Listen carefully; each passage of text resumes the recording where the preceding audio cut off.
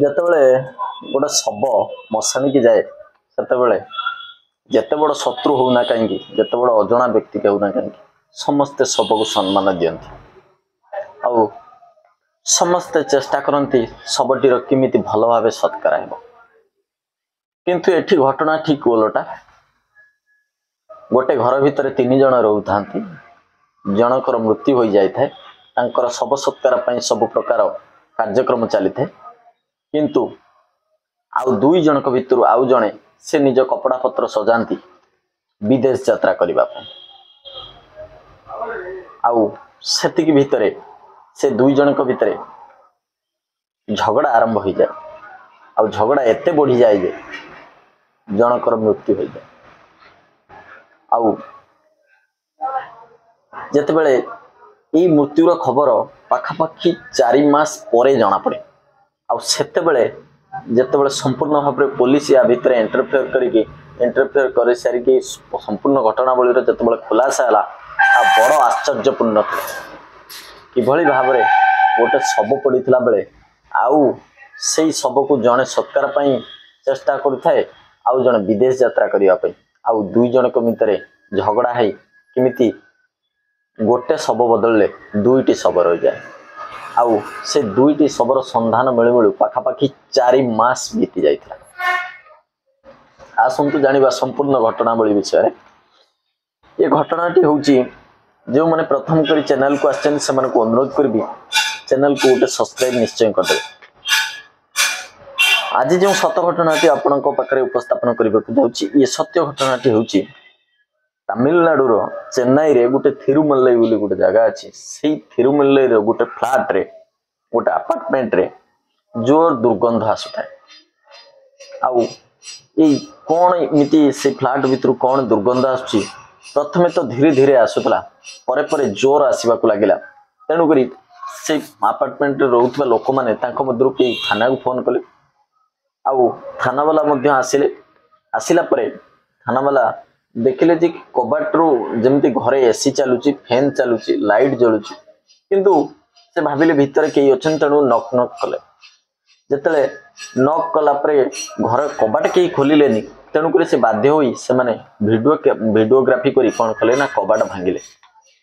ଭିତରକୁ ଗଲା ବେଳକୁ ଦେଖିଲା ବେଳକୁ ବହୁତ ଜୋର ଦୁର୍ଗନ୍ଧ ହେଉଥାଏ। ଜଣେ ବୟସ୍କ ବ୍ୟକ୍ତିଙ୍କର ଶବ ପଡ଼ିଥାଏ ଆଉ ଜଣେ ମହିଳାଙ୍କର ଶବ ପଡ଼ିଥାଏ।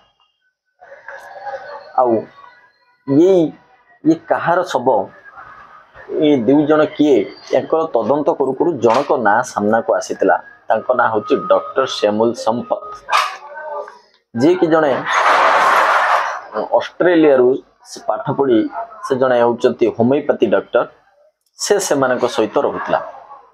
ତେଣୁକରି ସେ ଡକ୍ଟରର ନମ୍ବର ବାହାର କରି ତାର CDR ରିପୋର୍ଟ ବାହାର କଲା ବେଳୁ ସେ ପାଖାପାଖି ସେଇ 20 କିଲୋମିଟର ଭିତରେ ଗୋଟେ କାଞ୍ଚିପୁରମ୍ ବୋଲି ଗୋଟେ ଜାଗା ଅଛି। କାଞ୍ଚିପୁରମର ଓରେଇ ବୋଲି ଗୋଟେ ଜାଗା ସେଇ ଜାଗାରେ ତାର ଲୋକେସନ ଦେଖାଉଥିଲା।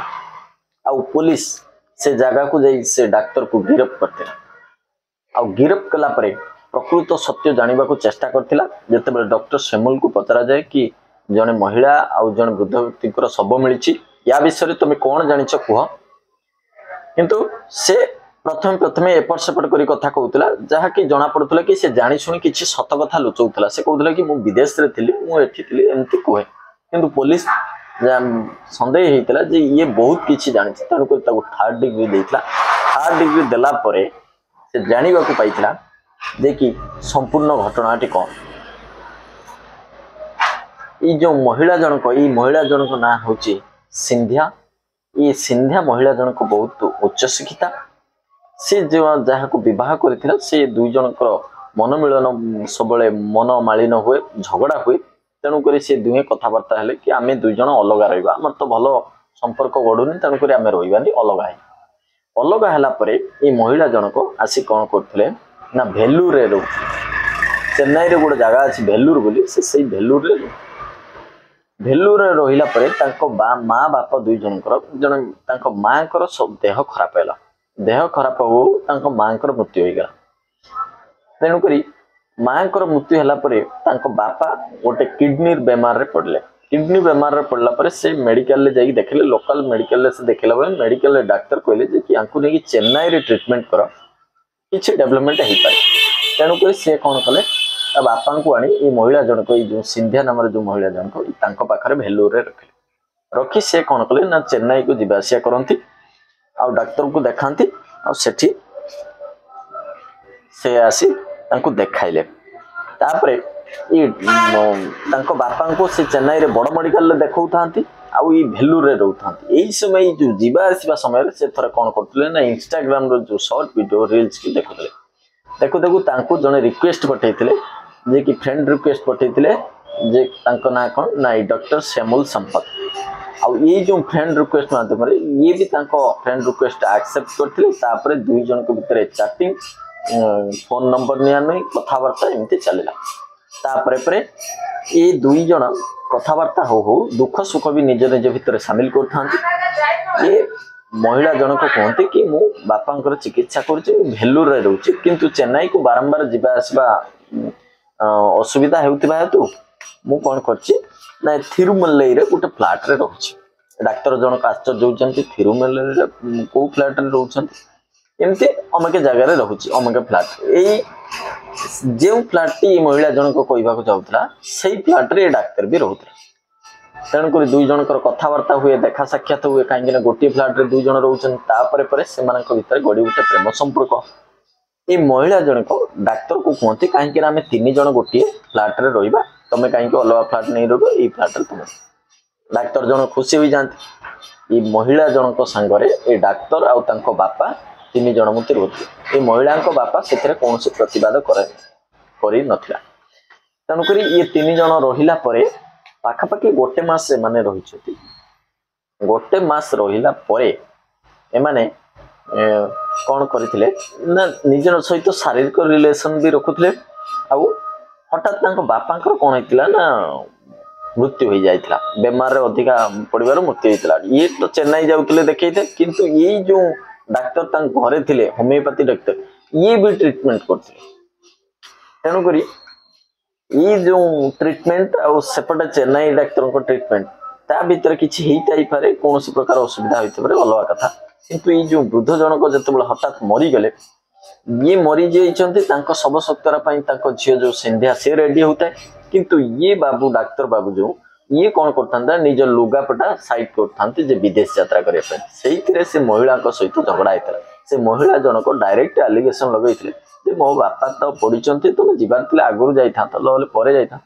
तुम कहीं वर्तमान जाऊच तुम जदि जीव 3-4 दिन पर जो किंतु डाक्तर जनक राजी हो जाइथिले कहले मोर एबे अर्जेंट अछि मु जीवी एइथिरे स्वामी स्त्री दुई जनक भितर झगड़ा होइतिला आ महिला जनक डायरेक्ट एलिगेशन लगैथिले कि तमे ही मो बापा को मारिछ तेणु करी एइटी से दुई जनक भितर झगड़ा मध्य से महिला जनक कौन करथिले यांको हाथापाई होइतिला दुई जनक भितर आ ये कौन करथिले ना गोटे धक्का डाक्तर जो से महिला जन को गोटे धक्का मारथिले आ से धक्का मारिबा फल रे से कौन करथिले ना चट्टाण रे से महिला जन को पड़ी जाइथिले आ पड़ी गला परे हठात तांको मथा ऊपर माड़ होई से कौन ना मरी जाइथिले सेठी ये भाबिथिले एटा नॉर्मल पड़ी जाइछन्ती उठिबे किंतु ये लक्ष्य कर नथिले किंतु एतले ये संपूर्ण भाव रे रेडी हो सारला परे ये देखिथिले कि से महिला जनक भी सेठी मरी जाइथिले तापरे ये चिंता कले जे कि मु एमानकु किभली भाव में छाड़ी देकी चली जीवी जमी लोक जापर तेणुक से इमिति किसी केमिकल से मारी जहाँकि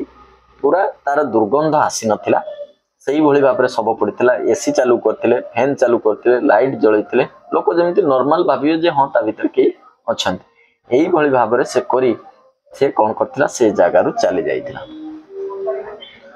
आउ एबे पुलिस की से एबे पुलिस की जो कथा गुड़ी कहले जदि आगुर कहि पारि थांते अवश्य किछि हेई पारि थांते जे कि हठात हेई गला कि दुर्घटना बसत किंतु ये सब लुचेई बारु से आज तांको केते दिन जेल भोगिबा को हबो से भी केही कहि परिबेनी ये घटना कहि आपन केवल मोर डरैबार नाही सतर्क करबा और सजग रहबा जदि एभली कोनोसी दुर्घटना घटी जाउची निजको निज भितरे साहस रखंतु आ साहसर सहित धैर्यर सहित सामना करंतु जदि पुलिस को सेदिन से बतई दे थांते कि एभली हौ हौ हे माने घटी जाइए दुर्घटना अजाणत तेणुक किसी होई पार थांता वर्तमान ता ऊपर विभिन्न प्रकार धारा लगे जीवो कहीं ना सबको लुचेबा केमिकल पकई ताको रखिबा आउ मर्डर केस भी ताको ऊपर लगे जीवो पुणी देखा हबो आउ एक वीडियो रे रहूची नमस्कार नुआ एक कहानी आसीबी आउ गोटे वीडियो